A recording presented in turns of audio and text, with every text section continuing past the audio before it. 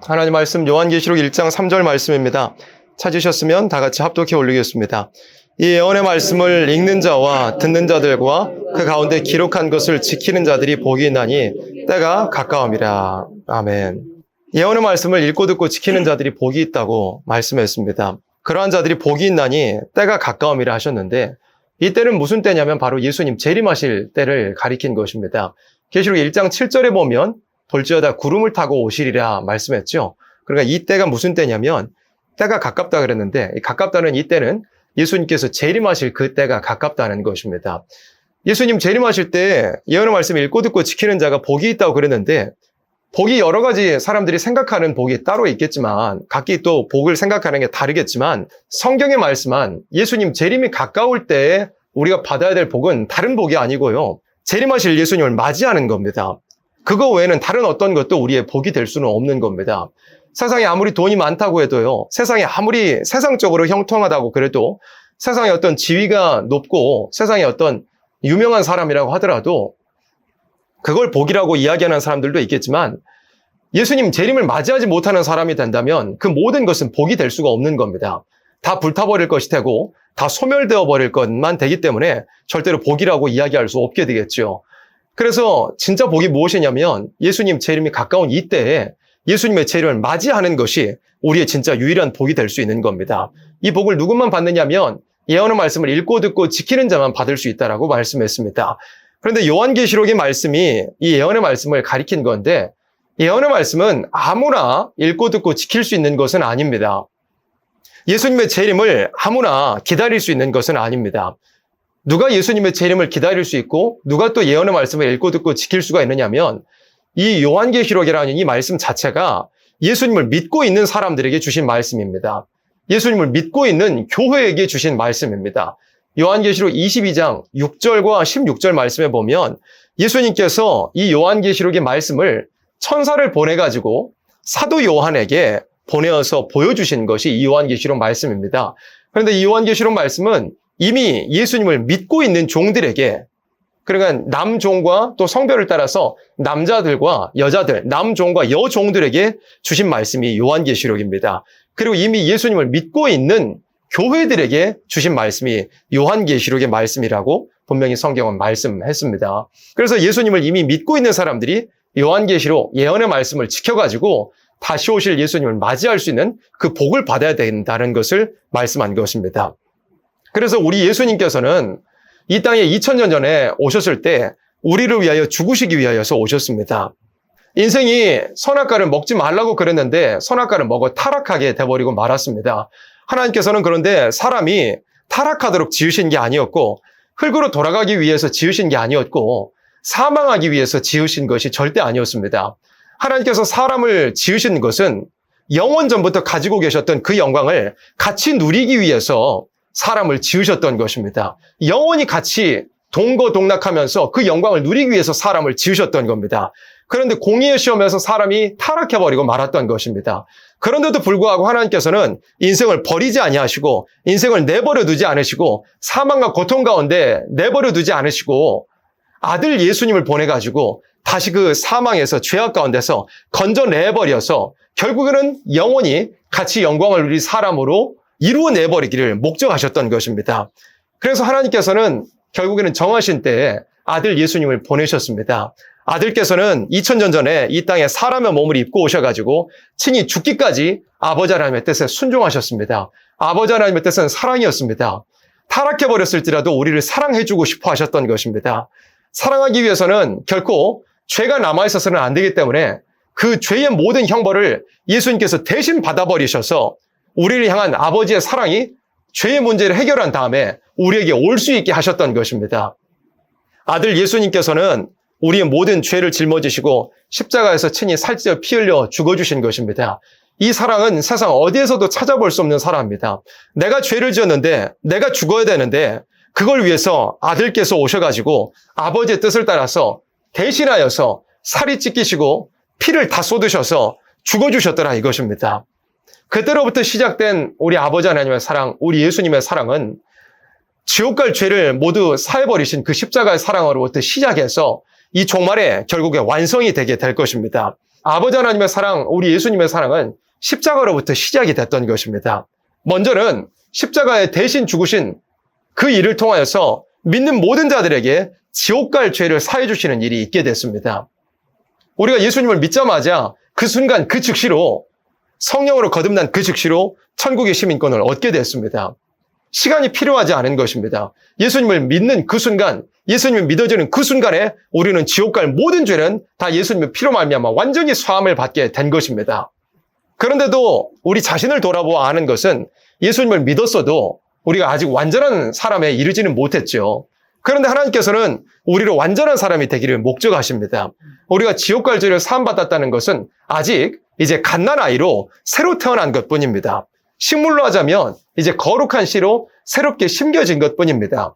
그래서 하나님께서는 우리에게 완전한 사랑을 베풀어 주고 싶어 하셔서 우리에게 성령을 보내어 주셔서 우리와 함께 거하게 하시고 날마다 자라나게 하시고 발전하게 하시고 항상 진보하게 하시는 일이 있는 것입니다.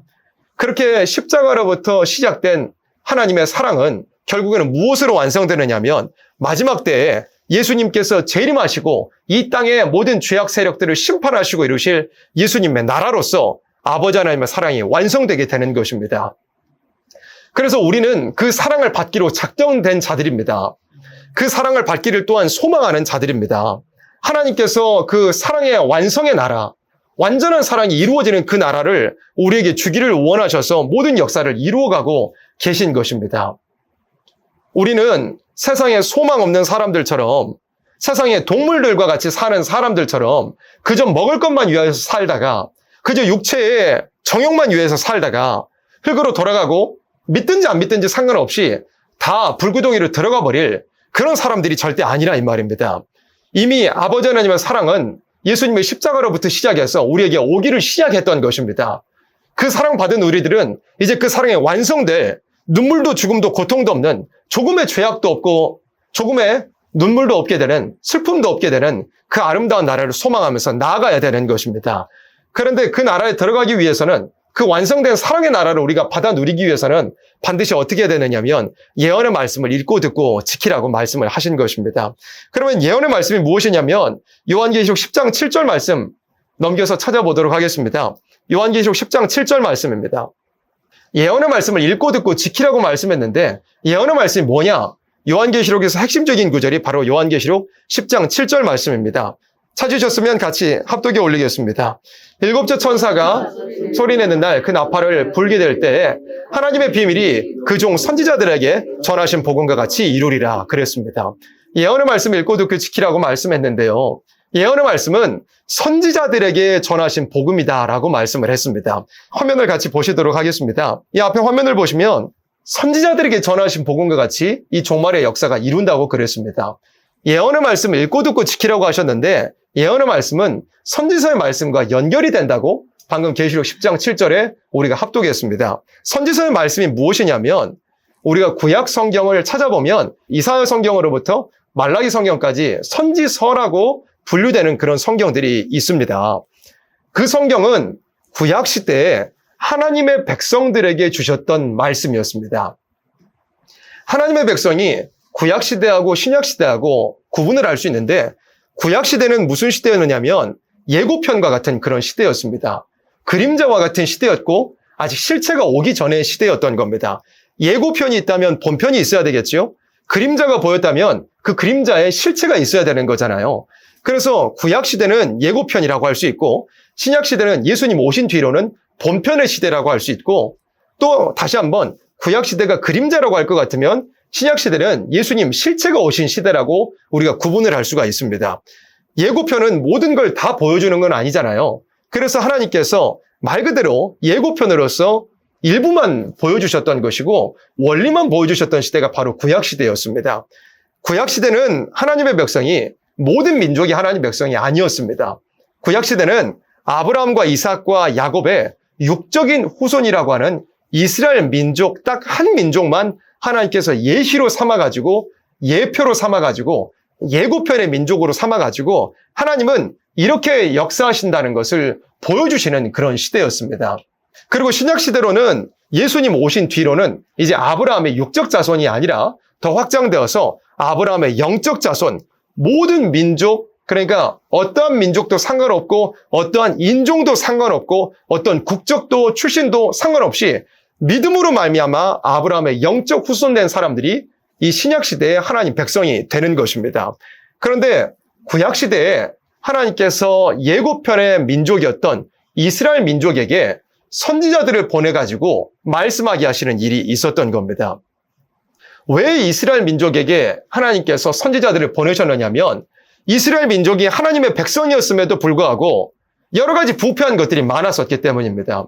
하나님의 사랑을 받은 민족이었음에도 불구하고 하나님의 사랑을 받은 하나님의 백성이었음에도 불구하고 여러 가지 말할 수 없는 부패한 것들이 있었기 때문에 너희의 부패한 것을 돌이키라고 책망하시는 말씀, 회개하면 살려주고 회개치 아니하면 너희가 칼아 망하게 될 것이라는 것을 경고하는 말씀이 바로 선지서의 말씀이었던 겁니다. 그런데 아까 우리가 읽은 대로 계시록 10장 7절에 선지서의 말씀 보라고 말씀했잖아요. 선지자들에게 전하신 복음같이 이루리라 그랬잖아요. 그래서 요한계시록의 말씀은 무엇이냐면 이 신약 종말에 예수님을 믿고 있는 예수님의 그 사랑을 받았고 체험했다라고 하는 그런 사람들에게 주시는 말씀이 바로 요한계시록이고 또한 예언의 말씀이라고 할 수 있는 것입니다. 그래서 요한계시록의 말씀도요. 2장과 3장의 말씀에 이미 예수님을 믿고 있는 사람들에게 이미 예수님을 믿고 있는 교회들에게 주시는 말씀 중에서 책망의 말씀으로부터 시작했던 것입니다. 에베소 교회에게 너희가 처음 사랑을 잃어버렸다고요. 그걸 회복하지 않으면 너희의 촛대를 옮겨버리겠다는 아주 무서운 경고와 책망의 말씀으로부터 요한계시록의 말씀이 시작이 되었던 것을 우리가 압니다. 그래서 재림을 맞이하기 위해서는 요한계시록의 말씀을 읽고 듣고 지켜라. 예언의 말씀을 읽고 듣고 지키라 그랬는데 이 말씀은 곧 선지서의 말씀과 연결돼야 된다는 것입니다. 그러니까 구약시대에 하나님 백성들에게 주셨던 그 책망과 경고의 말씀은 이 종말에 하나님 백성들에게 주시는 책망과 경고의 말씀과 같은 원리를 가지고 있다는 것입니다. 그래서 요한계시록 10장 7절에 예수님 재림을 맞이하고 싶은 이 신약 종말에 인간 종말에 하나님 백성들에게 선지서의 말씀을 보아라고 말씀을 한 것입니다. 선지서에 하나님 백성들에게 대한 하나님의 사랑을 받았다고 하는 사람들에 대한 여러 가지 책망의 회개에 대한 그런 원리 또 회개치 않는 자들에 대한 그런 심판과 경고의 말씀이 모두 다 들어있기 때문입니다. 그러면 우리가 성경을 넘겨가지고 구약 성경을 찾아보도록 하겠습니다. 이사야 성경 같이 찾아보겠습니다. 이사야 성경 1장입니다. 우리가 예수님의 재림을 맞이하고 싶다면 예언의 말씀을 읽고 듣고 지키라고 그랬고 이 예언의 말씀은 선지자들에게 전하신 복음이라 그랬습니다. 요한계시록과 선지서는 공통적으로 하나님 백성들에게 주시는 책망의 말씀, 회개를 촉구하는 말씀인 줄을 우리가 방금 정리했습니다. 그러면 선지서의 말씀을 볼 때 여러 말씀들이 있겠지만 대표적으로 이사야 1장으로부터 보도록 하겠습니다. 이사야 1장 1절에 보면 유다 왕 우시야와 요담과 아하스와 히스기야 시대에 그랬습니다. 유다 왕 그랬습니다. 유다라는 나라는 하나님 백성들이 살고 있었던 나라입니다. 이런 왕들이 통치하고 있던 그 시대에 아모스의 아들 이사야라고 하는 선지자가 어디에 대하여요? 유다와 예루살렘에 대하여 본 이상이라 그랬습니다. 하나님 백성들이 살고 있었던 유다와 또 성전이 있었던 예루살렘에 대하여서 본 이상이라고 말씀했습니다. 그런데 이 선지서의 말씀은 칭찬하시는 말씀이 아니었고요. 시작부터 무슨 말씀이냐면 혹독하게 책망하는 말씀이었습니다. 구약시대 하나님 백성들에게 책망하셨던 이 말씀은 신약 종말에 예수님의 재림을 기다린다고 하는 하나님 백성들인 우리들에게 주신 책망의 말씀인 줄을 우리가 알아야 됩니다. 2절 말씀 보세요. 하늘이여 들으라 땅이여 귀를 기울이라 여호와께서 말씀하시기를 내가 자식을 양육하였거늘 그들이 나를 거역하였도다. 하나님 백성들이 하나님의 자녀들과 같은데 하나님께서 우리 아버지가 되시는데 자녀를 양육하여 놓으셨는데 자식들이 아버지가 되시는 하나님을 거역하고 있다는 것입니다. 지금 이 시대에 하나님 백성들이 우리들에게 지금 주시는 말씀이다 이겁니다. 3절에 보세요. 소는 그 임자를 알고 나귀는 주인의 구유를 알건만은 이스라엘은 알지 못하고 나의 백성은 깨닫지 못하는도다. 소도 자기 임자를 알고요. 나귀도 주인의 구유를 아는데 하나님의 자녀가 되는 백성들이 아버지이신 하나님을 모른다 이겁니다. 쉽게 표현하면 하나님 백성들이 하나님의 자녀들이 짐승만도 못하다 이겁니다. 짐승도 자기 주인을 알고 짐승도 자기의 밥 주는 그 주인을 알고 알아보는데 하나님 백성들이 하나님의 자녀들이 사랑은 받아놓고서 하나님을 알아보지 못하고 아버지를 아버지라고 섬기지 않고 있다는 것을 말씀한 것입니다. 4절에 보세요. 슬프다 범죄한 나라요, 허물진 백성이요, 행악의 종자요, 행위가 부패한 자식이로다. 그들이 여호와를 버리며 이스라엘의 거룩한 자를 만우리 여겨 멀리하고 물러갔도다 그랬습니다. 하나님 백성들에게 이렇게 멀리 떠나 있다는 것을 하나님께서 책망하고 계신 것입니다. 10절에 보세요. 너희 소돔의 관원들아 여호와의 말씀을 들을지어다. 너희 고모라의 백성아 우리 하나님의 법에 귀를 기울일지어다. 지금 유다와 예루살렘 하나님 백성들에게 대해 말씀하시는데 지칭하시기를 뭐라고 하시냐면 소돔과 고모라라고 하십니다. 소돔과 고모라가 어떤 곳이었습니까? 동성애를 비롯한 여러 가지 말할 수 없는 가증한 행위로 인하여서 하늘에서 유황과 불이 비같이 내려서 소멸되어 버린 곳이 바로 그 창세기에 나와 있는 소돔과 고모라였습니다. 그런데 하나님의 백성들이 사랑을 받았다고 하는 사람들이, 은혜도 받았다고 하는 사람들이 하나님 보시기엔 소돔과 같고 고모라와 같은 그런 온갖 더러운 것과 가증한 것들로 가득 차 있는 것을 하나님께서 지금 책망하고 계시는 것입니다. 11절에 보세요. 여호와께서 말씀하실 때 너희의 무수한 재물이 내게 무엇이 유익하뇨? 나는 수양의 번제와 살찐 짐승이 기름에 배불렀고 나는 수송아지나 어린 양이나 수염소의 피를 기뻐하지 아니하노라. 하나님을 섬기는 척을 해도 여러 가지 재물을 하나님께 바쳐다 드린다고 해도 하나님께서 그것을 받으실 수 없다고 한 겁니다. 왜 그렇습니까? 이미 마음은 떠나 있고 생활은 이방인과 똑같이 살고 있기 때문입니다. 12절에 너희가 내 앞에 보이러 오니 그것을 누가 너희에게 요구하느냐? 내 마당만 밟을 뿐이니라. 하나님께 보이는 척만 하는 겁니다. 출석 체크만 하는 것입니다. 얼굴 도장만 찍고 간다 이겁니다. 13절에 헛된 재물을 다시 가져오지 말라. 분양은 나의 가증이 여기는 바요. 월삭과 안식일과 대회로 모이는 것도. 그래 오늘 이 주일에 일주일의 첫날에 예수님 부활하신 이 날에 우리가 모인 이 날도 구약 시대로 하자면 마치 월삭이나 안식일이나 대회 같은 그런 날입니다. 그런데 하나님께서 그걸 싫어하신다 그랬습니다. 성회와 아울러 악을 행하는 것을 내가 견디지 못하겠노라. 내 마음이 너희의 월삭과 정한 절기를 싫어하나니 그것이 내게 무서운 짐이라 내가 지기에 곤비하느니라. 하나님께서 그걸 받으실 수 없더라 이겁니다. 그 심령 상태는 썩어 있고 그 심령, 마음은 세상으로 향하였고 교회 안으로 들어오기 전에 교회 문 밖에서의 생활은 이방인과 다름이 없는데 하나님께 날짜가 되었고 시간이 되었으므로 또 그걸 습관적으로 해왔으므로 하나님께 예배드린다고 제사드린다고 나오는 그 모습을 하나님께서 받으실 수 없다고 말씀한 겁니다. 예배가 부패하여 있는 겁니다. 생활이 부패하여 있는 겁니다. 15절에 너희가 손을 펼 때 내가 눈을 가리우고 너희가 많이 기도할지라도 내가 듣지 아니하리니 이는 너희의 손에 무엇이 가득합니까? 피가 가득합니다. 서로 사랑하는 것이 아니라 피 흘리기를 꾀합니다. 온갖 죄악들이 그 손에 가득하였는데 이 손 들고 하나님께 예배드린다고 나온 것을 하나님께서 받으실 수 없다고 말씀한 겁니다. 2장으로 넘겨봅니다. 하나님 백성들의 부패를 계속 하나님은 책망하십니다. 2장 5절에 보세요. 야곱 족속아 오라 우리가 여호와의 빛에 행하자. 오라고 말씀했습니다. 빛에 행하자 그런 거예요. 왜 그렇습니까? 빛에 있지 않기 때문입니다. 하나님께 가까이 있지 않기 때문에 오라는 겁니다. 하나님의 빛에 있지 않기 때문에 빛으로 오라고 하신 겁니다. 하나님께 멀리 떠나 있는 모습, 빛이 아니라 어둠에 거하는 하나님 백성들의 모습이 무엇이냐? 6절에 보세요. 주께서 주의 백성 야곱 족속을 버리셨으면 그랬습니다. 왜 그렇습니까? 그들에게 무엇이 가득해요? 동방풍속이 가득하다 그랬습니다. 동방풍속이 무엇이냐면 구약시대에 그 배경이 되는 지도를 펴놓고 본다면 요단강이 흐르고 있었습니다. 갈릴리 바다가 있고 사해 바다가 있고 그 사이를 이제 요단강이 흐르고 있었던 겁니다. 요단강에서 서편으로 하나님 백성들이 살고 있었던 그 가나안 땅이 있었던 것입니다. 그런데 그 요단강을 건너서 동편으로 가면 암몬과 모압과 에돔이라고 하는 이방 족속들이 살고 있었던 것입니다. 그 자들은 우상 섬기기를 즐겨했고 그 자들은 심지어는 우상을 섬기되 자기 자식을 불살라가지고 우상에게 바치기까지 하는 그런 말할 수 없는 우상 숭배를 하고 있던 그런 족속들이었습니다. 그런데 하나님 백성들이 거룩하게 구별되는 것을 저버리고 여호와 하나님만을 섬기는 것을 저버리고 그 강 건너에는 모압, 암몬, 에돔이라고 하는 온갖 우상들을 섬기고는 그 이방 족속들의 풍속을 따라서 살았더라 이것입니다. 풍속이라는 이 어휘가 무엇을 의미합니까? 생활 전반의 모든 것을 우리가 포함하여 풍속이라고 표현을 하잖아요. 먹는 것도 마찬가지로 입는 것도 마찬가지고 심지어는 더해서 사고관, 가치관 그런 것들까지 다 포함해서 풍속이라고 우리가 표현을 하는데 여기서 하나님 백성들을 하나님께서 버리셔버린 이유가 뭐냐면 하나님 백성들이 동방풍속이 가득하다 이것입니다.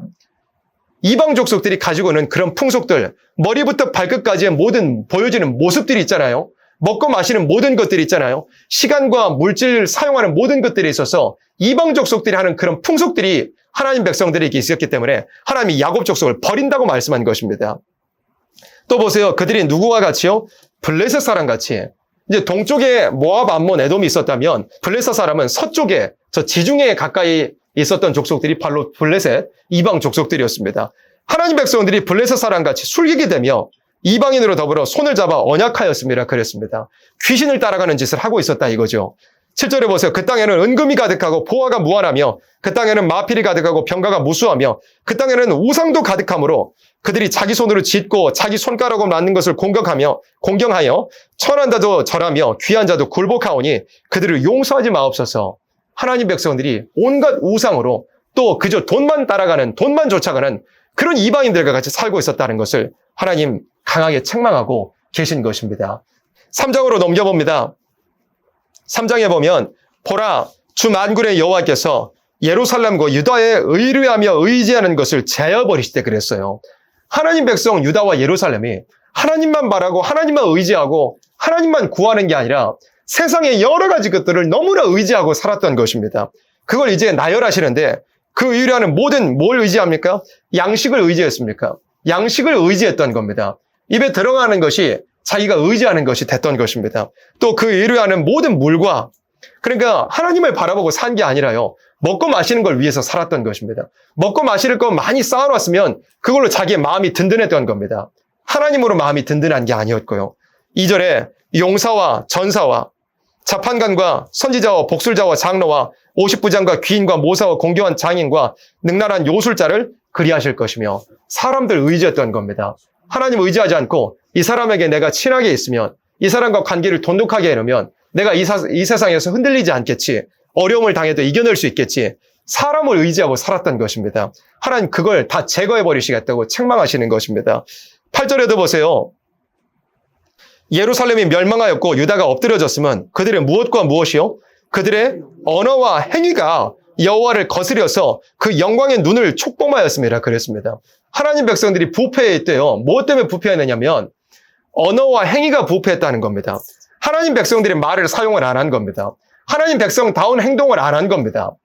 세상 이방 사람들이 하는 그런 더러운 말들, 그런 것들이 입으로 쏟아져 나오고 불평하고 원망하고 시기하고 질투하고 욕설을 하고 온갖 더러운 말들이 하나님 백성들의 입에 있어서 그걸 하나님께서 들으실 때 마치 하나님의 눈을 찌르는 것 같은 범죄라고 하신 겁니다. 하나님 백성들이 하나님 백성다운 거룩한 행위를 하지 아니하고 이방 사람들이 하는 표현하자면 술 마시고 담배 피고 여러 가지 음란과 가증을 따라가는 그런 죄악들을 저지르는 그런 행위 때문에 하나님께서 그걸 지금 책망하고 계시더라 이것입니다. 9절에 보세요. 그들의 안색이 스스로 증가하며 그 죄를 어떻게 합니까? 숨깁니까? 발표합니까? 그 죄를 발표한다 그랬습니다. 하나님 백성들이 죄를 지어도요. 죄를 숨기거나 부끄러워하는 것조차 없어져 버린 겁니다. 양심이 마비되어가지고 내가 죄 지었는데 누가 나를 뭐라고 하느냐. 당당하게 죄 짓고 산다 이겁니다. 숨기지 아니하면 소돔과 같으니 그들의 영혼에 화가 있을진지요 그들이 재앙을 자취하였도다 그랬습니다. 13절에 보세요. 여호와께서 변론하러 일어나시며 백성들을 심판하려고 서시도다. 여호와께서 그 백성의 장로들과 방백들을 국문하실 때 지도자들을 또 책망하십니다. 포도원을 삼킨 자는 너희며 가난한 자에게서 탈취한 물건은 너희 집에 있도다. 지도자들이 백성들을 잘 이끌고 또 백성들을 잘 먹이는 게 아니라 백성들에게서 오히려 빼앗고 탈취했다 이겁니다. 어찌하여 너희가 내 백성을 짓밟으며 가난한 자의 얼굴에 맷돌질하느뇨. 가난한 자들을 오히려 도와주고 공개하는 게 아니라 가난한 자의 얼굴을 맷돌질해버렸다 이겁니다.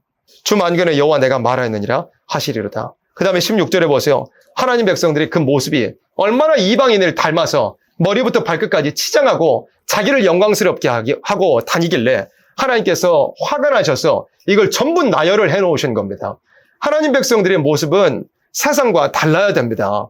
보이는 머리부터 발끝의 모든 모습이 하나님 백성다워야 되고 누가 봐도 저 사람은 교회 다니는 사람인가 보다 하는 그런 분위기와 모든 것들이 뿜어져 내야 되는 것입니다. 우리의 말도 그렇고 우리의 행위도 그렇고 우리의 눈빛도 그렇고 여기 본문에 말씀한 건 우리의 안색도 그렇고요. 머리부터 발끝까지 모든 것이 그러해야 됩니다. 근데 이 선지서 말씀에는 그렇지 않다는 거죠. 16절에 여호와께서 또 말씀하실 때 시온의 딸들이 교만하여 느린 목 정을 통하는 눈으로 다니며 정을 통하는 눈으로 다닌다는 것이 음란을 찾아다닌다는 겁니다. 그런 눈으로 다닌다는 거예요. 또 악의죽거려 행하며 발로는 쟁쟁한 소리를 낸다 하시도다 그랬습니다. 발로 쟁쟁한 소리를 내면서 돌아다니는 것입니다.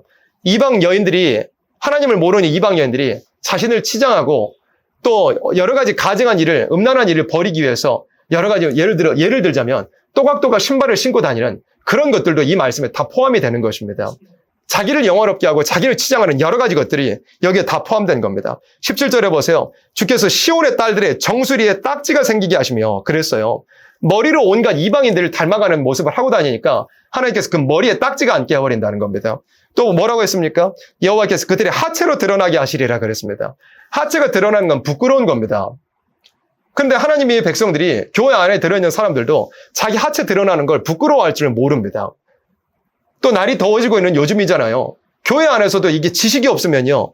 여자들도 그렇고 남자들도 그렇고 자기 다리 내놓고 자기 다리 높이 드러내놓고 다니는 걸 조금도 부끄러워하지 않습니다.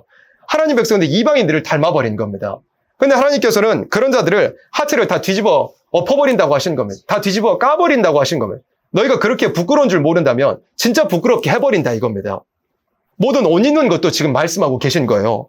18절에 주께서 그날에 그들의 장식한 뭡니까? 발목고리, 발목에 고리도 하고요. 머리에 망사, 또 반달 장식, 19절에 귀고리, 팔목고리, 면박, 화관과 발목 사슬과 띠와 향압, 향압은 이제 뭐 향수 같은 겁니다. 또 뭡니까? 호신부, 호신부는 뭐냐면 부적입니다. 그러니까 이 목록들만 봐도 하나님의 백성들이 얼마나 이방인들을 닮아가지고 심지어는 여러 가지 액세서리를 하고 다녔을 뿐만 아니라 하체를 드러내고 머리를 이방인처럼 하고 다녔을 뿐만 아니라 부적까지 들고 다녔다라 이겁니다. 21절에 지환은 이제 반지죠. 그 다음에 코고리와 하나님 백성들이 코고리도 했대요. 22절에 예복과 겉옷과 목도리와 손주머니와 손거울과 세마포옷과 머리수건과 너울을 제하시리니 그랬어요. 하나님 백성들이 자기를 치장하고 자기를 영광스럽게 하고 이방인들과 다름없는 그런 모습을 해나가는 그 모든 것들을 하나님께서 미워하셔서 다 나열해 놓으셨고 그걸 다 재버리겠다고 하신 겁니다. 24절에 그때 썩음 냄새가 향을 대신하고 노끈이 띠를 대신하고 대머리가 숱한 머리털을 대신하고 굵은 베옷이 화려한 옷을 대신하고 자자한 흔적이 고운 얼굴을 대신할 것이며 그랬습니다. 여기서 자자하다는 표현은 무슨 뜻이냐면 실제로 자자형이라는 것이 옛날 시대에는 있었습니다. 자자형이 뭐냐면 피부를 불로 지져버리는 겁니다.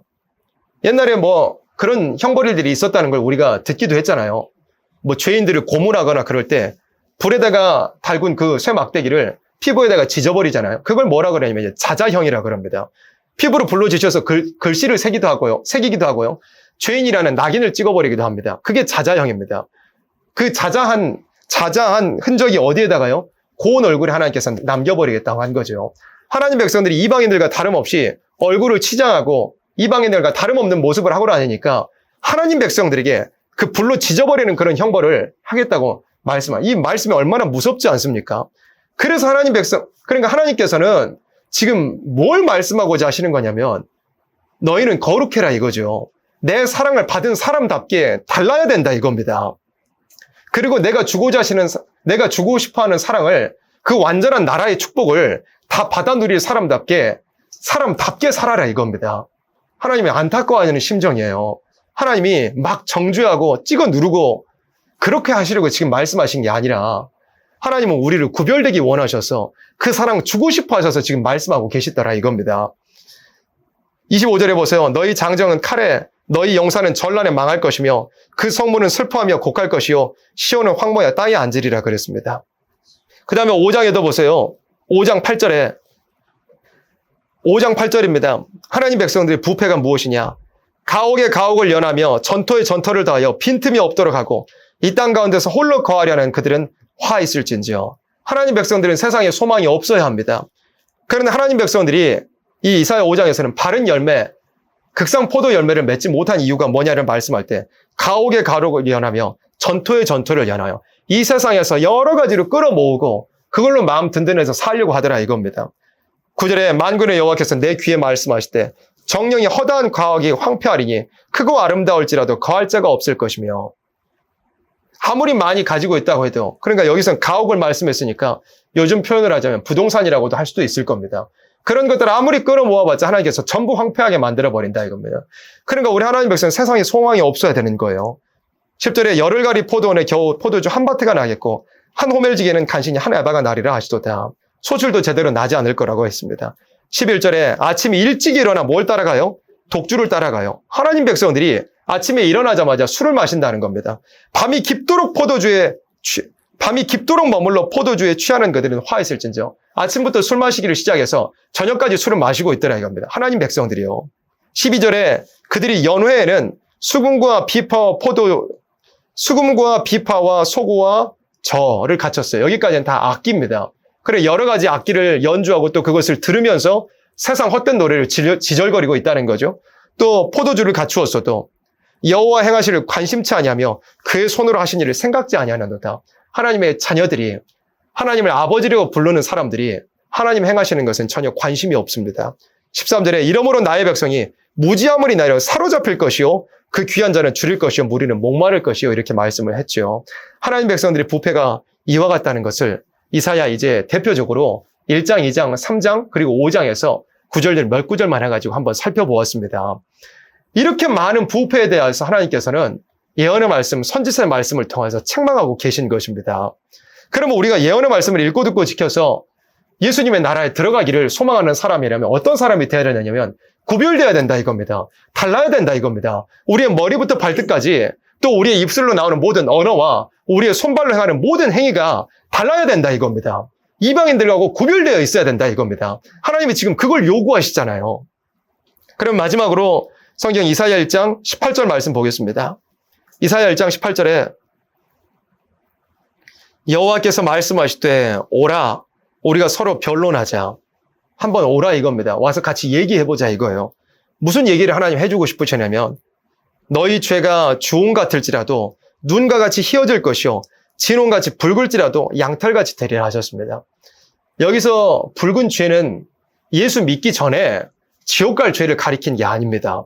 이 선지서의 말씀도 요한계시록 말씀도 서두에 설명했던 것처럼 이미 예수님을 믿은 사람들에게 이미 하나님의 백성이 된 사람들에게 그러니까 지옥 갈 죄는 이미 사함을 받아버린 사람에게 말씀을 지금 주고 계신 겁니다. 그런데 지옥 갈 죄는 이미 사함을 받아버린 사람들에게도 여전히 너무나 붉은 죄들이 남아있다는 거죠. 방금 이사야 1장부터 5장까지의 몇 구절을 뽑아서 본 것처럼 지옥 갈 죄를 사함을 받은 하나님의 백성들이어도 여러 가지 이방인들과 다름없는 그런 부패하고 가증한 행위들이 남아있는데 하나님께서는 거기에도 기회를 주시는 것입니다. 하나님은 이렇게 인자함이 무궁하시고 자비가 끝이 없으신 분이신 줄을 우리가 알 수 있는 겁니다. 얼마나 하나님 생각에는 배신감이 들지도 않겠어요? 아들까지 죽여가지고 죄를 용서해주고 사랑해줬는데 그래도 세상으로 다시 돌아가가지고 이방인들과 다름없이 살고 있는데 인간으로 할 것 같으면 얼마나 많은 배신감이 들겠느냐 이겁니다. 그런 하나님은 참고 계십니다. 우리에게 18절처럼 말씀하고 계신 거예요. 와가지고 회개하면 아무리 붉은 죄일지라도 아무리 이방인들을 따라갔던 죄일지라도 돌아와서 회개하면 눈과 같이 희어질 것이요 양털같이 희어지게 될 것이라고 말씀한 것입니다. 19절에 너희가 즐겨 순종하면 그러니까 하나님의 책망의 말씀을 달게 듣고 회개하고 순종하면 땅의 아름다운 소산을 먹을 것이요 그랬습니다. 이 땅의 아름다운 소산을 먹는다는 것은 이 죄악된 세상, 저주받은 세상을 심판해버리고 예수님께서 이루실 아름다운 새시대 천년왕국을 뜻한 것입니다.